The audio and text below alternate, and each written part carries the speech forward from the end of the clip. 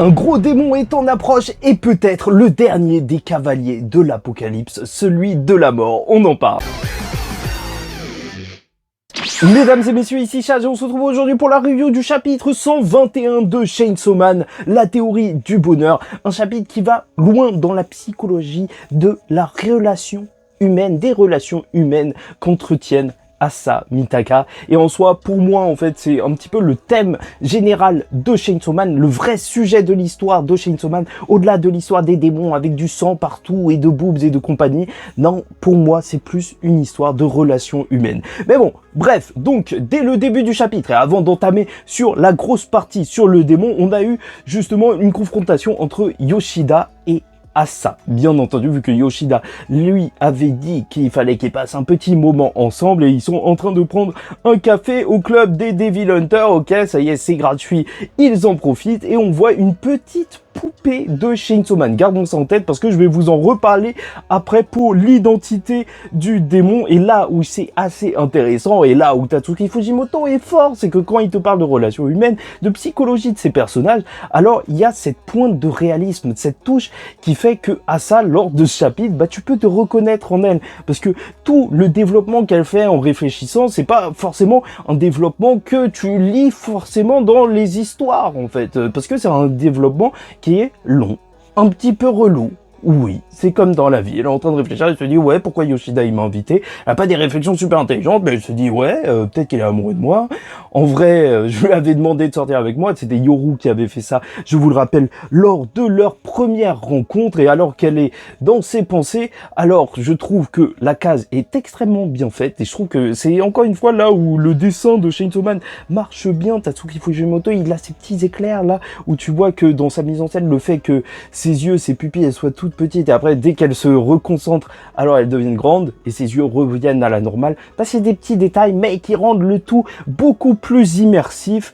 Et donc voilà, ils sont en train de parler, t'as des plans sur les fenêtres, encore une fois, avec des fenêtres un peu partout, et depuis cette deuxième partie de Chainsaw Man, il y a beaucoup de fenêtres, et au début, je trouvais ça assez stylé, en fait, parce que ça rajoute un cadre au cadre qu'est la case, mais là, de plus en plus, je me demande si c'est pas justement une mise en scène qui va dans le sens de l'écriture de cette partie, dans le sens où cette partie, à chaque fois, t'as l'impression qu'il peut y avoir un espion partout. Il y a un faux Chainsaw Man, il y a Yoshida qui surveille Denji, Haruka qui peut les surveiller, Nayuta qui surveille Denji. En fait, tout le monde se surveille et ça fait que ce jeu de perception à travers les fenêtres, ça marche plutôt bien. Oui, on parle quand même de point de vue artistique du dessin lors de ce chapitre avec une très belle mise en scène. Et attends, même le démon famine, ça se trouve qu'il est en train de les observer. Et bref, donc, Asa Mitaka va expliquer que si elle avait la tête dans la lune, c'est parce qu'elle se disait que peut-être c'était mieux d'être seule. Et là, on va avoir une petite conversation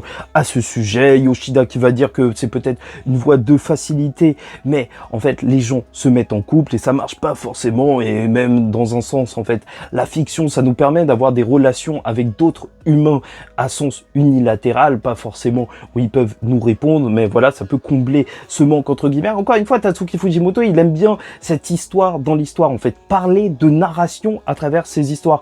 C'est pour ça d'ailleurs qu'il parle souvent de cinéma dans un manga, en fait. Il y a souvent ce rapport à la fiction avec Chainsaw Man et même ses autres Fire Punch et compagnie. Et ce qui va me tuer, et on y reviendra plus tard parce que c'est pas le cas, elle va penser justement que Yoshida est fou d'elle. Et alors que t'as l'impression avec la mise en scène, avec ces moments calmes, ces cases un petit peu plus vides, que Yoshida va révéler un grand secret, révéler sa flamme, alors elle s'attend à cette petite déclaration, sauf il va juste lui demander d'arrêter de traîner autour de Denji. Et il n'y aura pas plus d'explications que ça. Je vais vous dire la vérité, en fait, dans la commu, il y a des gens qui ont des théories comme quoi Yoshida serait gay. Donc, pour l'instant, il n'a pas réussi à contrer ces allégations. Et sait-on jamais, ça se trouve que Asa, ses conclusions, ça va être que ouais, Yoshida est amoureux de Denji, ouais, pourquoi pas. Mais surtout, en fait, ce qu'on peut se demander, c'est que c'est assez étrange, comme je vous l'ai dit la semaine dernière, c'est que Yoshida, en théorie, son intérêt, c'était que Asa Mitaka rejoigne Denji, qu'il soit en couple, vu que justement c'est lui qui les a présentés sur un toit. Parce que s'il était en couple avec Asa Mitaka, Denji n'aurait pas voulu révéler son identité de Chainsaw Man, vu qu'il veut la révéler juste pour justement se trouver une meuf. Et oui, bien évidemment. Donc c'était dans son intérêt qu'il soit en couple. Et c'est là où c'est assez mystérieux, c'est que pourquoi justement Yoshida aurait changé d'avis? Est-ce qu'il aurait remarqué que Asamitaka est assez mystérieuse? Est-ce qu'il aurait d'autres plans pour Denji désormais? Je ne sais pas, mais gardons ça en tête.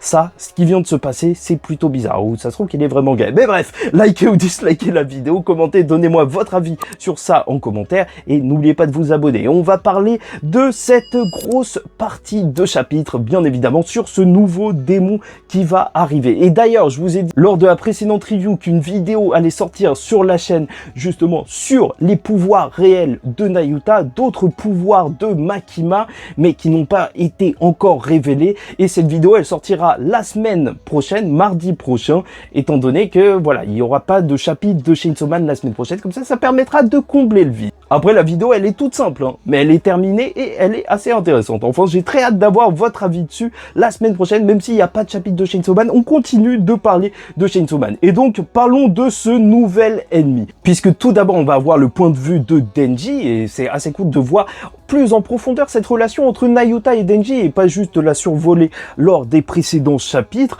où tu vois que Nayuta sent un démon, et on va en reparler, parce que bien sûr, elle se trouve par-dessus les fesses de Denji, donc on aurait pu penser que c'était ça, mais non, pas du tout, elle lui donne une fessée, elle lui dit « Bon allez, bouge-toi, il est temps que le Chainsaw Man se bouge », sauf qu'il a perdu sa motivation, aussi de son côté, comme Asamitaka, parce qu'il se dit, lui, que en fait, Nayuta ne le laissera jamais avoir de copine. Et d'ailleurs, il y a un assez joli parallèle entre la relation du chien et du chat et celle de Denji et Nayuta qui sont dans la même position. Je te le dis juste comme ça, c'est gratuit. Mais c'est assez drôle de voir que Nayuta est fan du Chainsaw Man comme l'était Makima. Oui, elle est contente, elle veut voir Denji affronter des démons et au final, elle lui dit que bon, t'auras peut-être pas l'amour d'une copine, mais t'auras l'amour de plein de fans. Et ça, c'est plutôt cool. Et ça va le remotiver pour qu'il y aille. Du côté d'Asamitaka, elle va pas avoir la motivation qui va revenir, puisqu'elle est en train de réfléchir.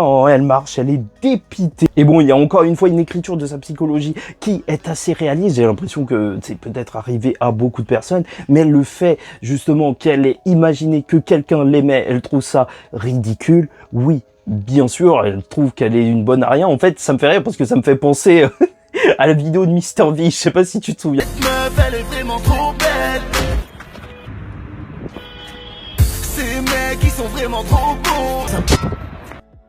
Ce poteau, il est vraiment trop beau. Ouais, il est vraiment trop beau. Et là, alors qu'elle est hyper négative et qu'elle pense même qu'elle devrait peut-être mourir, déjà, on aura des mots plus ou moins réconfortants de Yoru et ça fait plaisir. Et c'est assez intéressant de voir même qu'elle s'intéresse un petit peu plus à ça, en fait, qu'elle essaye de la réconforter dans un certain sens. Est-ce qu'on aura une évolution de leur relation où ils vont commencer, ou surtout, en fait, Yoru, le démon gars, va commencer à s'intéresser véritablement à ça et essayer de la comprendre, je pense bien, parce que de toute façon, les démons dans Chainsaw Man, c'est pas juste des entités malveillantes, mais c'est des êtres qui peuvent s'attacher aux humains, tout comme Pochita, mais alors qu'elle pense ça, qu'elle a envie de mourir, il y a un corps qui va tomber à côté d'elle, et c'est là que je peux vous proposer plusieurs théories sur ce que c'est, puisque elle va regarder et un immeuble entier avec des personnes au balcon sont en train de la fixer. On ne sait pas du tout ce qui est en train d'arriver et c'est juste ultra flippant. Je trouve que cette page est encore une fois superbement bien réalisée de la part de Tatsuki Fujimoto. Le fait que voilà, ton regard il se lève en même temps que celui d'Asa, où tu prends son point de vue et que tu vois toutes ces personnes qui sont en train de regarder, ça donne vraiment un côté malaisant, horrifique, et en même temps c'est un petit peu le style de Chainsaw Man, Massacre à la tronçonneuse. Donc voilà. Donc les trois possibilités que j'ai à vous proposer concernant ce démon, c'est bien entendu, on va commencer par le gros morceau, peut-être le démon de la mort. Pourquoi le démon de la mort? C'est que en fait au début, en fait quand on avait commencé cette seconde partie de Chainsaw Man, je vous aurais pas dit ça parce que je m'étais dit que les cavaliers d'Apocalypse, voilà, on les verrait pas aussi facilement, sauf que depuis qu'on a vu le démon famine assez rapidement, alors peut-être que le démon de la mort va arriver lui aussi tout aussi vite. Surtout que, rappelons-nous ce détail du chapitre, Nayuta a dit qu'une horreur était pestilentielle. Donc, affreuse. Et alors qu'elle vient de sentir l'odeur de Yoru, un des 4 cavaliers de l'Apocalypse, alors que ça doit vraiment être un gros démon pour que ça lui fasse cet effet. Ok, voilà. Peut-être, dans tous les cas, vu qu'on en a 3 sur 4 des cavaliers de l'Apocalypse à peu près, hein. Si on considère véritablement Nayuta comme un des cavaliers de l'Apocalypse, bah voilà, on les a. Alors, c'est vrai que l'arrivée d'un 4e, ce serait pas complètement zinzin. Après, on peut penser à des démons un petit peu random, mais qui seraient puissants. Pourquoi pas le démon de la solitude, alors qu'Asamitaka, elle était en train de parler de solitude, que même Denji aborde le sujet, et qu'on a un suicide ou un démon suicide, et ce serait assez intéressant pour Tatsuki Fujimoto, parce que je te rappelle que un auteur, ça répond aussi à d'autres choses que juste son histoire. Parfois, ça répond aussi aux actualités et compagnie, et avec tout ce qui s'est passé avec le Covid, c'est vrai qu'il pourrait y avoir quelque chose de cet ordre-là.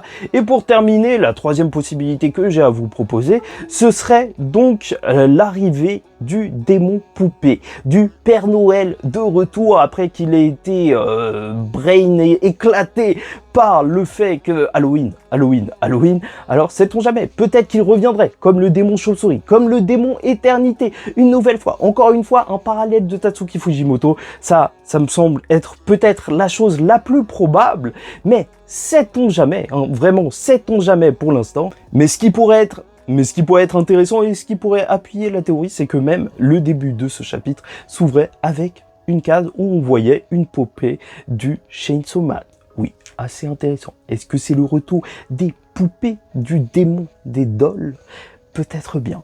On verra bien. N'hésitez pas à me dire qui vous pensez que ça puisse être. Dans tous les cas, peut-être que ce sera l'arc de révélation pour Denji et Nayuta qui semblent se diriger vers ce démon et Yoru et Asa qui sont déjà présentes. Donc voilà, peut-être que l'aventure, l'histoire, leur relation va avancer à grands pas et peut-être qu'ils deviendront ennemis à la fin de cet arc, l'arc de la révélation de l'identité du Chainsaw Man, peut-être bien. Dans tous les cas, quoi qu'il en soit, on ne connaît pas l'identité du démon, mais on en connaît un, c'est qu'il y a le démon de la pause et la semaine prochaine, pas de chapitre. Va falloir attendre.